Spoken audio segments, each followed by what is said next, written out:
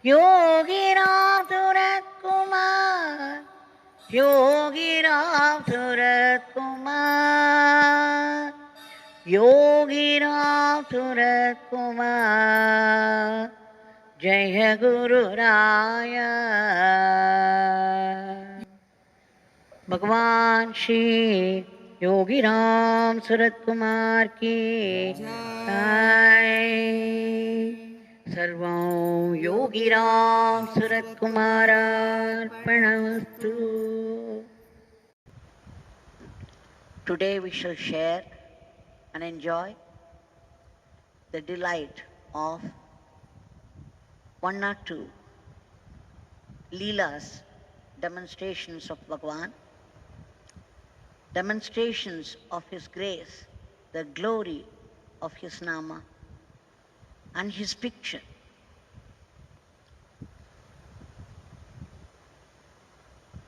There's a family,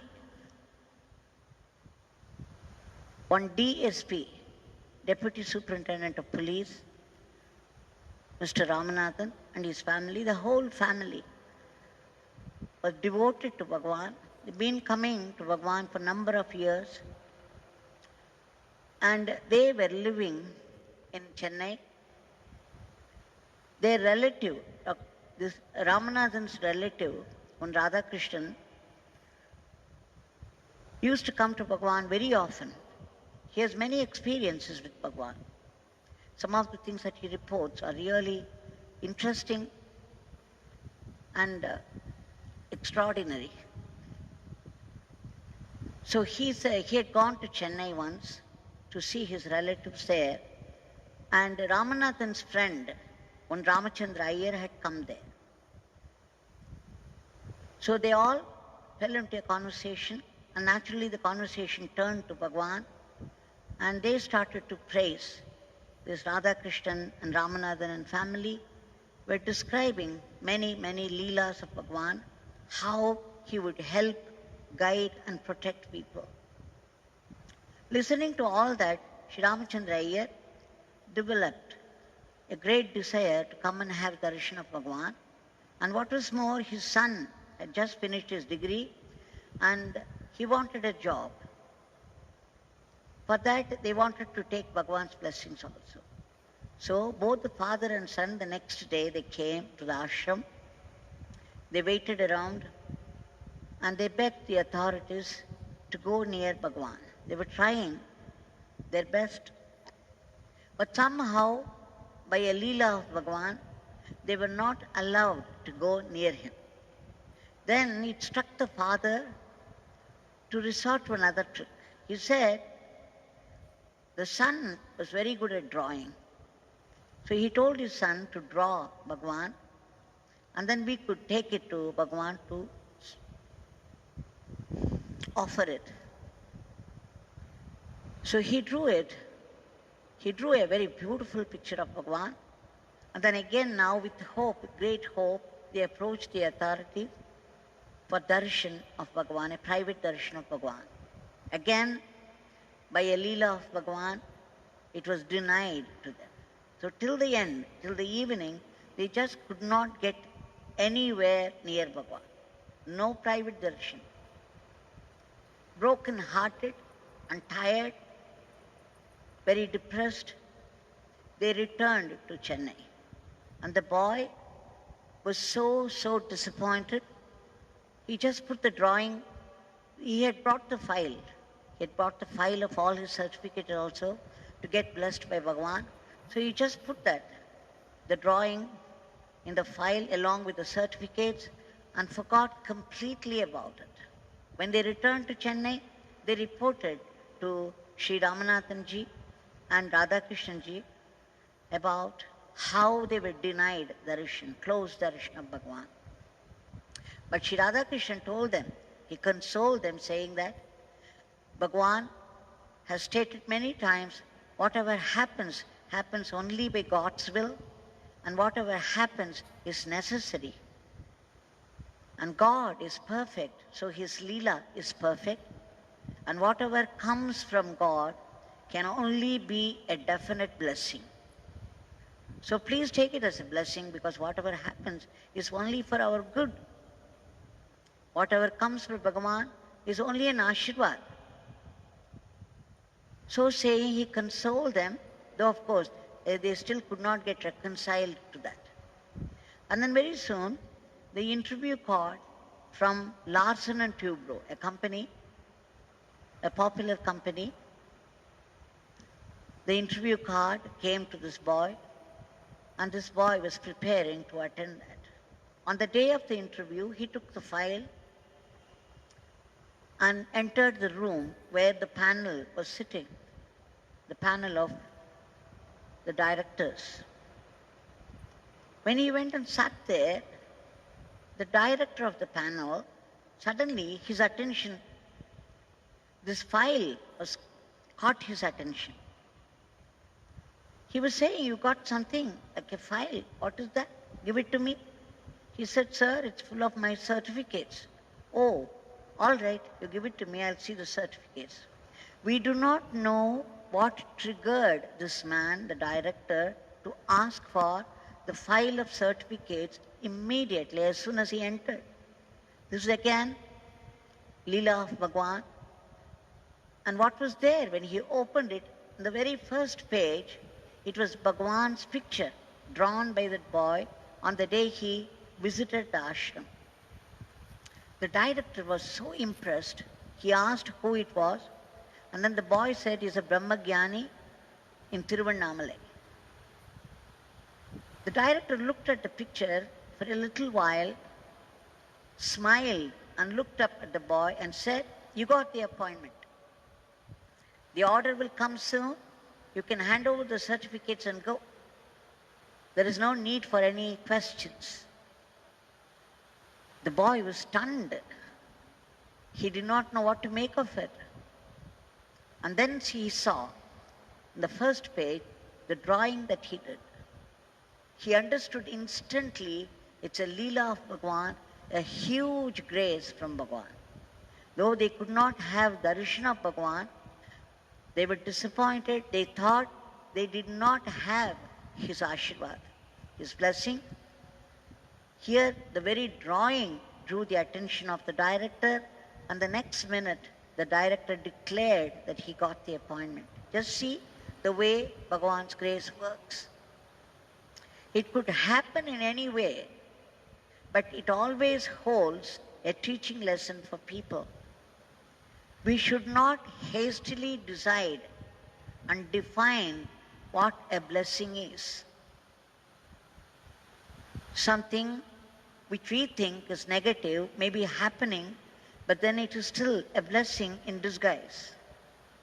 Bhagwan used to say, everything is progress, everything is a blessing. So it's a teaching lesson not only for those people, but for every one of us. No matter what happens in life, we should know it comes straight from God. It happens only by His will. It may happen through anybody, but they are only instruments in His hand. And so we should learn, we should prepare ourselves to take it as a definite blessing. And once we take it as a blessing, it will very soon prove itself to be a blessing. It will prove how it is a blessing to us. There's another story. Bromai Jayaraman is the photographer of the ashram. He prints a lot of photographs for the ashram, but he's been doing it for a number of years. He has done it for Bhagwan, he's doing it for the ashram even now. He said, when he had come to the ashram once, he said that a boy who wanted a job came to him and asked for a small photograph of Bhagwan. He took it, he chanted Bhagwan's nama, he worshipped, and very soon, before the end of the month, he got a job. He came back and reported he got a job with a salary of 7,000 rupees. And this time he asked for a bigger photograph, and then he took it. He chanted his name, worshipped Bhagwan in the photograph, doing his job, and very soon, within 3 or 4 months, he got another job with 12,000 rupees as salary. So again within 2 or 3 months he came back to Bromai Jayaraman and asked for a still bigger one. Of course, Jayaraman was very happy for the sake of the boy, and he very readily, cheerfully gave a huge photograph to him. And this time, after a few months, the boy again came back to declare that he got a job for 20,000 rupees as salary. This happened several years before, and in those days 20,000 is a huge amount. So this boy came and happily declared that Bhagwan had given him a job in Bangalore with a salary of 20,000 rupees. All these incidents may seem very worldly, but it shows the nature of grace. It shows how much we need to do sadhana, how much we must have faith in God, and how much we should try by chanting the name and praying. So these are all worldly incidents, no doubt, but they tell you the teaching lesson that we get from it is much deeper than that. It's meant for our soul. It's meant for a prepared mind, or a mind which has to be prepared. So now we shall appeal to this grace with our prayer. Bhagwan Sarvam Yogi Ramsuratkumar Arpanamastu. Before our morning prayer, at the holy feet of our powerful Bhagwan, we shall share the boundless, the grace, glory of our Bhagwan, which gives us a glimpse or two of his inner being, his compassion for the world. There was an old man who was gathering tiny, tiny white flowers called tumbai from tiny, tiny plants. It's very difficult to gather these flowers because they're very tiny. Gathering will consume a lot of time. He gathered enough to make almost 1 inch mala, garland, for the sake of Bhagwan. His devotion got this done through him. He gathered enough flowers. There were 3 or 4 strands of the Sumbai flower, and he was ready with that, and with great devotion and eagerness, he walked all the way to the ashram. He wanted to garland Bhagwan personally. He came to the dining hall where Bhagwan was giving darshan. The name of dining hall is Grace. There were many people seated there on either side, the men on side and the ladies on the other side. And he tried with the doorman to allow him to go near Bhagwan and garland him. It just was not possible because they had rules and regulations to follow. Any institution has its own rules and regulations. Otherwise there would be no discipline. And the organizers had to maintain that. So he was denied permission to go near Bhagwan and garland. He sat with all the other people, but considering his misfortune, he was crying that he was not able to go near. Tears were streaming down his cheeks, and he was soaked in grief. He had closed his eyes also. On the dais, Bhagwan was seated, and he was smoking and smoking and smoking away the bad karmas of those people, because the bad karmas that often come to us as sufferings of life. Every word of praise that you make for another person will come back to you. Every word of abuse will also come back to you. This is the relentless law of karma. And these great people, great souls like our Bhagwan, they come forward to mitigate the sufferings of people, taking upon themselves the sins of others. They have to pay for it, but they do not mind because of their compassion for the entire humanity. They do not question people. All they do is mitigate their suffering or remove it altogether.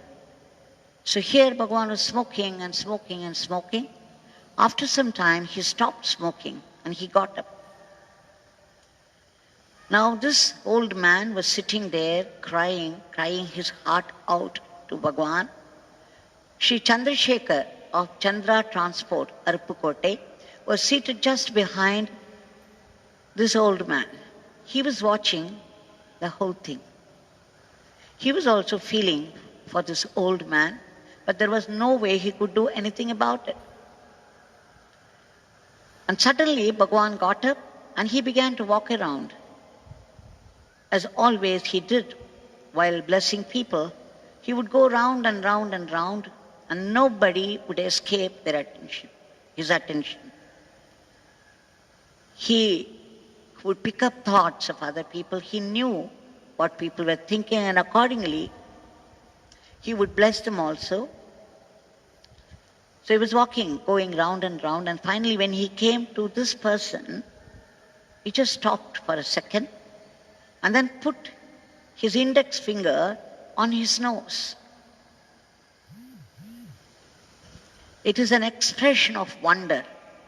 There was such wonder on the face of Bhagavan, such tenderness on his face, and immediately he sat down there on his heels.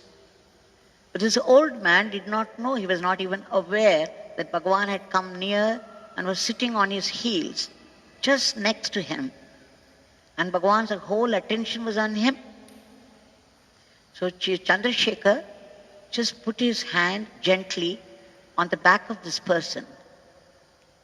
And immediately the old man opened his eyes. And what did he see? He turned around. Now they became the tears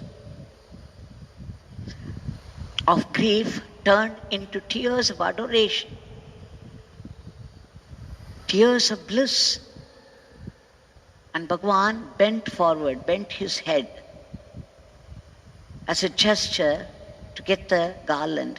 Immediately, the old man, he garlanded Bhagwan to his heart's content. He was beside himself with joy. He was absolutely overwhelmed. And then after a little while, after blessing this old man, Bhagwan moved away and continued his rounds. This shows Bhagwan knows. Bhagwan knew then, and Bhagwan has only dropped his body, but he is very much present, very vibrantly present, more present than ever before. He knows all the thoughts of people.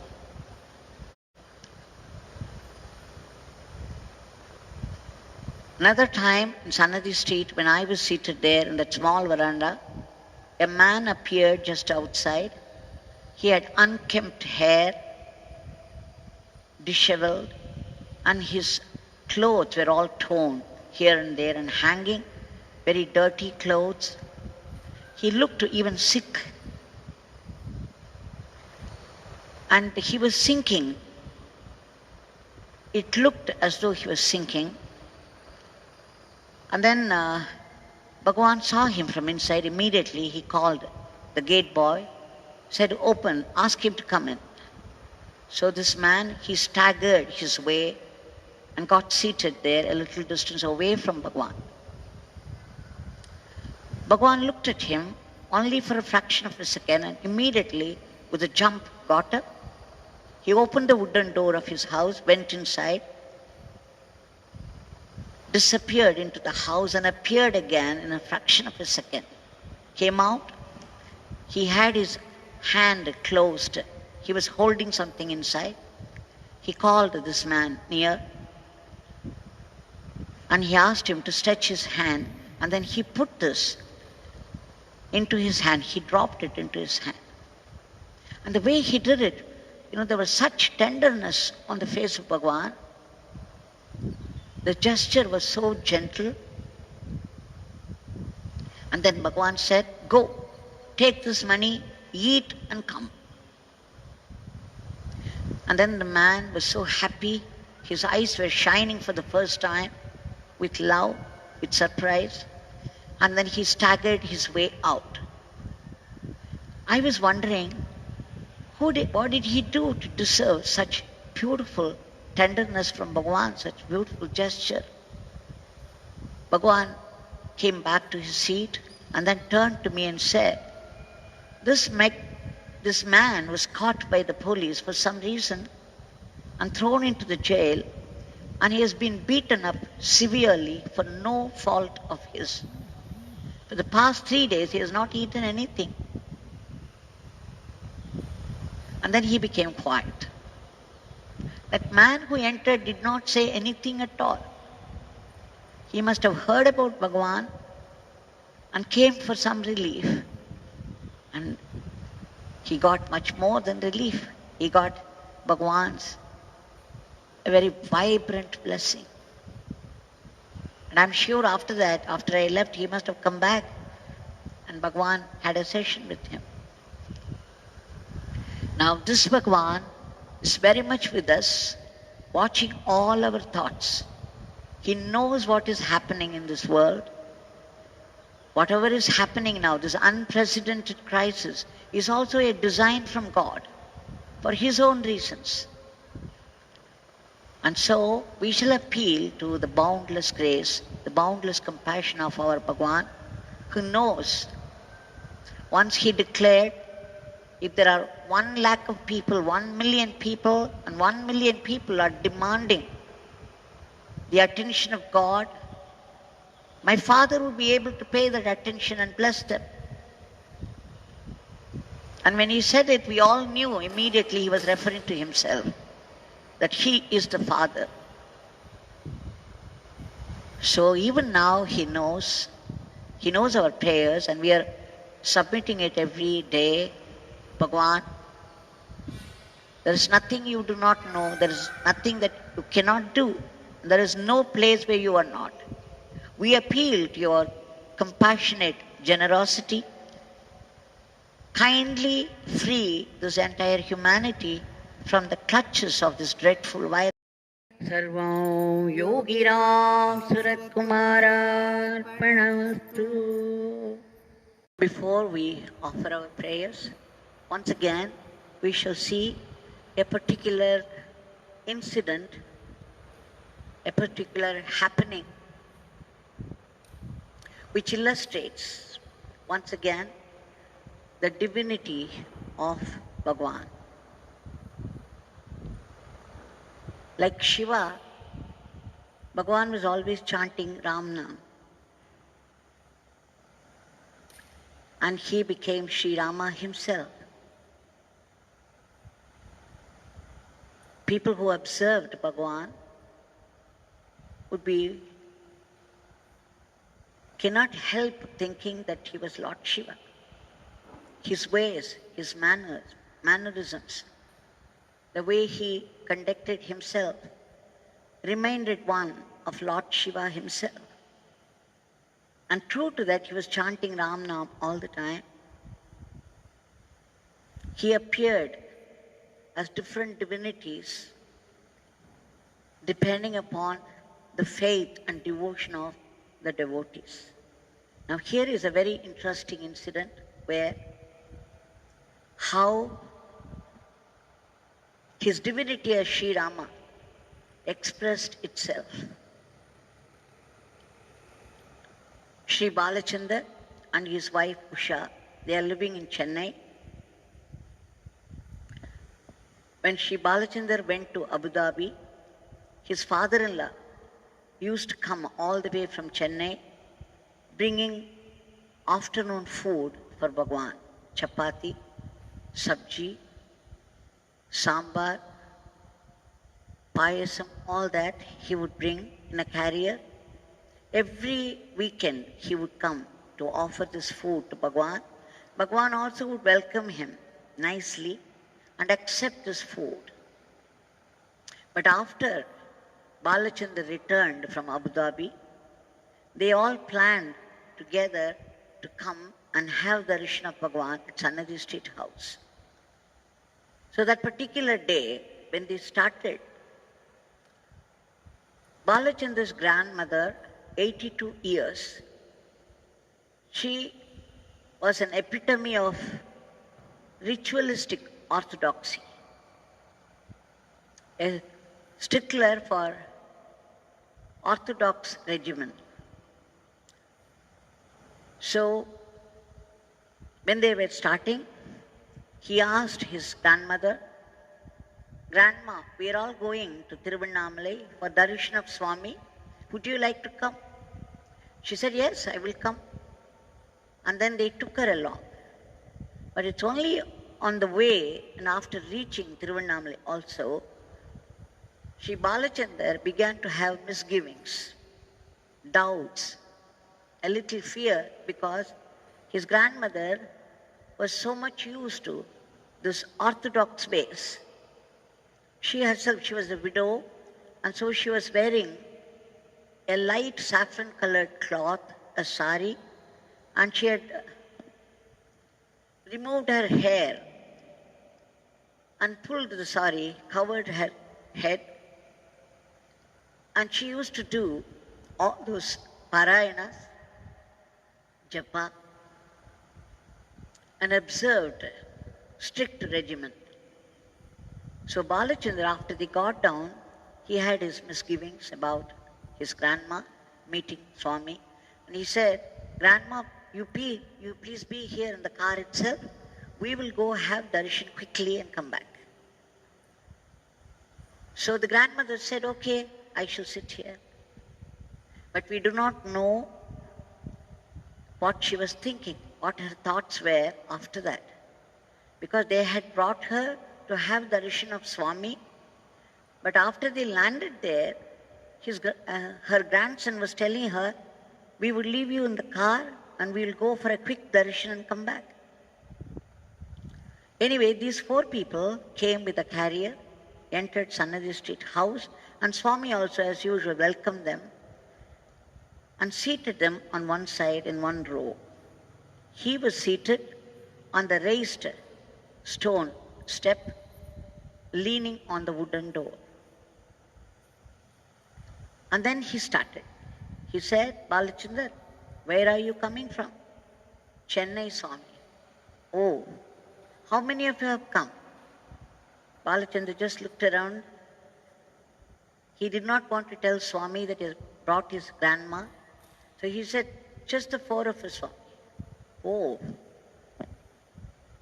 how did you come?" "By car, Swami." "Balachandar, how many people came with you?" He again repeated, 4 people, Swami. "Oh." A little later, again he asked, "Balachandar, how many of you have come?" So when he repeated this question 4th time, Balachandar knew that Swami knew. So he could not hide it anymore. He said, "Swami, our grandma also has come, but she is seated in the car and the driver is also there." Swami particularly asked him, "How many people are in the car?" Balachandra said, "Driver." And then he had to add, "My grandmother also." Then Swami said immediately, "Bring your grandmother here." So Balachandra got up, went to the car, and told his grandmother, "Grandma, Swami wants to see you. Please come." She readily agreed and she came with him.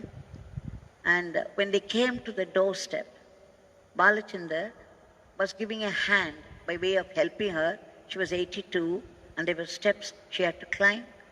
But Swami shouted from inside, "Balachandar, leave her. She will come by herself." And she did. They came inside. Swami immediately asked these people who were seated on the upper platform to clear out the place, and they were seated in the lower platform now and gave the whole upper platform to grandmother. Swami seated her just opposite him and then started to smoke. He smoked a bit and grandmother was staring at him. And then Swami said, "This beggar would like to eat now. You people would have brought something to eat?" "Yes, Swami." Then they tried to open this carrier and spread this banana leaf also. But Swami said strictly, "No, no, I would like this mother to serve this beggar," pointing to the grandmother. And she readily accepted it and got up and she started to serve very nicely. And after that, she sat down, closed her eyes and started to do some slokas. Swami, while eating, whatever he ate, he would take a little piece of that and then put it there in the corner of the leaf. A little of the chapati, a little of sabji, a little of sambar sadam, a little of curd rice. In the meantime, the payasam vessel was left off, so Balachandra's wife Usha immediately just pushed it a little to the front in order to draw her grandma's attention to that, so that she wouldn't miss out on that. But Swami saw that. Swami did not like it one bit, because he had said very strictly that only his grandmother would serve him. Usha only touched it, just pushed it a little for the attention of the grandmother, but even then Bhagwan got angry and said, "You keep it with you." He did not want it. So after completing the food, after eating this food, Bhagwan began to smoke. He smoked 4 or 5 cigarettes, spent about 1.5 hours blessing Balachandra's grandmother very nicely. Balachandra's mother stared at him and very happily she was chanting slokas, at the end of which Bhagwan said, "This beggar is going to leave you all." Then he called all those 4 people, dropped a fruit into everybody's hand, and then when it came to Balachandra's grandmother, he just took all those morsels of food that he had kept in the corner of the leaf and then dropped them, collected them and dropped them into her hands. To their surprise, grandmother also, she stretched her hand and then took it with great devotion and consumed it immediately. It was once again a surprise to these people that she behaved like that when they had expected a very different, opposite reaction. She was here all devotion, accepting everything very quietly, cheerfully. Anyway, after Bhagwan left them, they came out. And then when they were sitting there in the car, Balachandra said apologetically, he apologized to his grandmother, "Grandma, I'm very sorry that I took you to the Swami. The Swami is very different. He belongs to North India. In North India, it's very cold there, and these people, the sadhus, used to smoke. And that is why he was also smoking. You know, he was trying to explain away the appearance and Bhagwan smoking. But pat came the reply from grandma. "What are you saying?" It was Sakshat Rama who was sitting there. I saw Shri Ram there, sitting there all the time. And they were stunned, all the 4 of them. Here they were defensively explaining, trying to explain to an orthodox, an epitome of ritualistic orthodox widow an old widow, Hindu widow, the behavior, the appearance of a North Indian sadhu. But she defeated them with just one sentence. What are you saying? I saw only Sakshat Rama there. What more could she say? She has said it all. They had been coming for so long, and they never got this darshan. Many of us have not got this darshan, but she got it. So we would never know what depths are lying in each person and how the divine would respond to them. The divine knows everything about everybody, and the divinity presents itself accordingly. So here, in this instant, we see the divine Rama. We had seen him as divine Krishna in the case of Appanayanga. The same divine Bhagwan, Yogi Ramsuratkumar, had written and given to Mrs. Tilakavati Rajashekar all the 64 Leelas of Lord Shiva, Sundareshwara of Madurai are his Leelas. Yogi Ramsuratkumar's Leelas, meaning that he is none other than Lord Shiva himself. So the Parabrahman, the absolute divinity there, would take any form according to the faith of a devotee. And to such a one, we shall appeal our prayers, we shall offer our prayers. Bhagwan, from yesterday afternoon, we have been listening to very disturbing news. We hear that so many soldiers were killed up there in the Himalayas. The Chinese had transgressed and killed our soldiers there. In the defense of our country, they had lost their lives. They had sacrificed the highest for the sake of our country. What can we do to them in return? We pray to you, Bhagwan, to give them the highest, and again for their families, every kind of welfare to all their families. And again, Bhagwan, we pray to you that such killings should not take place there, that the foreigners, the foreign armies should be contained by you, and such an incident should not repeat itself. And again, Bhagwan, please free this entire humanity from the clutches of this dreadful virus and bring back dharmic normalcy in every aspect of life everywhere. And some of these medical researchers have turned up with new potent medicines. That's what they are saying. We pray to you, Bhagwan, to enter that medicine and make it work. Sarvam Yogi Ramsuratkumar Arpanamastu. Again today, we would have a glimpse of Bhagwan's divine life.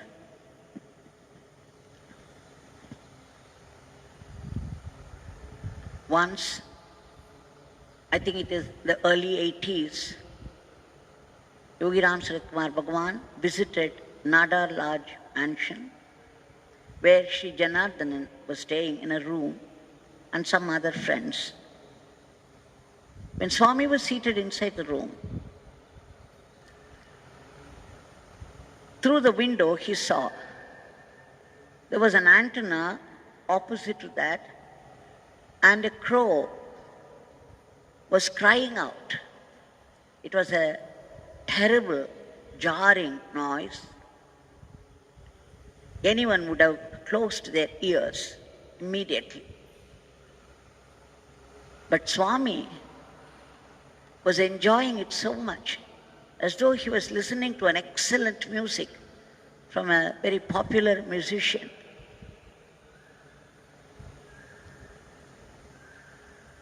And soon the scene changed. When he looked through the window, he saw a variety of vulture. We call it Garuda. This particular vulture was the Vahan, the vehicle of Lord Vishnu. It is being worshipped by people in India. In fact, the minute we sight it in the sky, immediately we fold our hands and make a prayer. But Swami saw a crow chasing this Garuda. And then he said, just see how the scenes have changed from those days. In the Ramayana days, a crow used to visit Sri Rama's palace because Rama's mother, Sri Kausalya Devi, would be feeding this little Rama, keeping him on her lap and feeding the rice. And naturally, the little fellow would drop some of it down there, and this crow, watching it from a distance, would take advantage. It would come and pick up all that as prasad.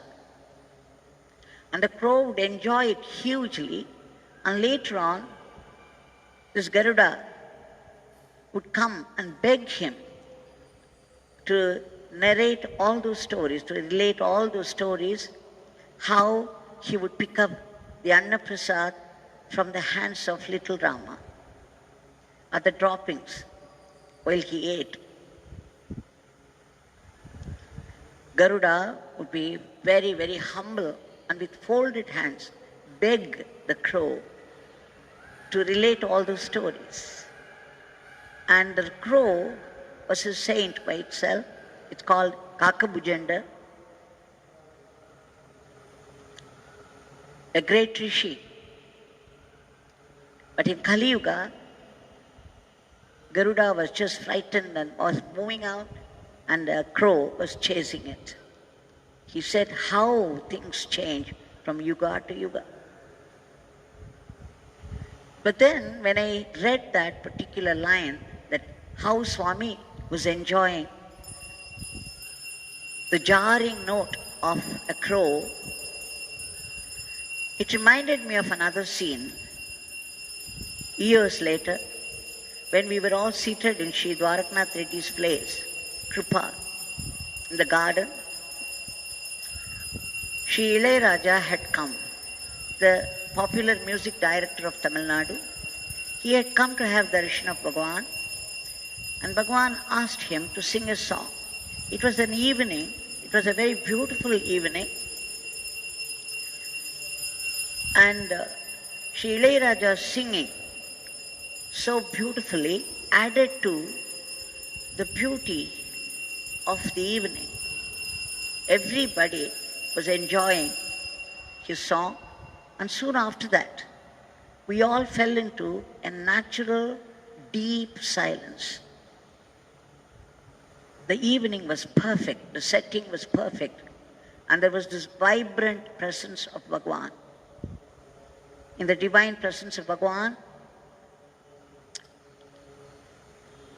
everything was accentuated, and we were all enjoying the deep silence, and suddenly out of nowhere, a crow cried out the same jarring note. And we were all startled from our deep silence. Into this, it looked as though the cry of the crow tore through this beautiful silence, spoiling everything around. But Swami smiled beautifully and said, "See, that is my father's beautiful music, my father's sweet music." And then he laughed and laughed. What we considered as jarring and tearing through our beautiful silence was still beautiful to him, and it was his father's music, divine music, sweet music. So in small, small things, the state he was in illustrated itself to the devotees around. So we understand in what divine state Bhagwan lived all the time. Even now, he's so much alive, so vibrantly alive. And the Bhagwan's Murti here, in the Pradhan Mandir, you see, as I said before, when you go near, you will be able to see him smiling very beautifully. His eyes would be focused on Brahmarandha, the scalp, but his hand would be permanently raised in benediction, as if to assure the devotees who come seeking his grace, I am here, don't fear. The grace is flowing from my hand all the time to protect you, to guide you, to help you. To such compassion, we shall offer our prayers. Bhagavan,